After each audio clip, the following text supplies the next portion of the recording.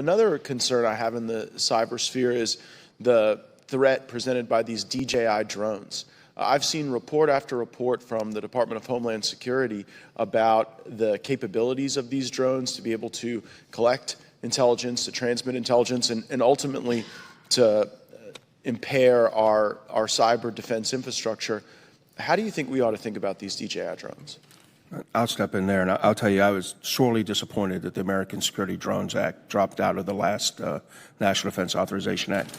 It makes no sense that the Department of Defense recognized that these drones are unacceptable in our system and removed them and replaced them at some cost.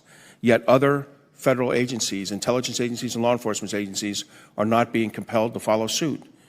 We know that these systems can communicate back to the servers of their host company in China, and we know that those companies can be compelled by the Chinese intelligence agencies to provide information.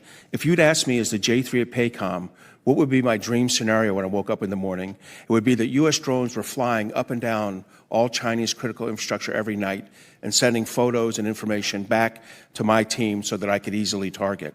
Well, U.S. critical infrastructure companies are buying DJI and other Chinese drones at about 80% of market share, and they're flying up and down our pipelines, our electrical power grids, our water systems, and they have the opportunity to transmit that information, and the Chinese have the intelligence has the opportunity to request it.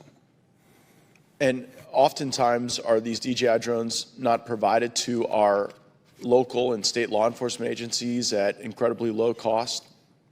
They are, and both Florida, as I'm sure you've experienced, in Texas, we've seen that, and in Norfolk and San Diego. And I can't imagine what a Chinese drone would detect flying in the San Diego and Norfolk areas, on a daily basis, while doing legitimate law enforcement work, but also grabbing a good picture of everyone who's at every pier.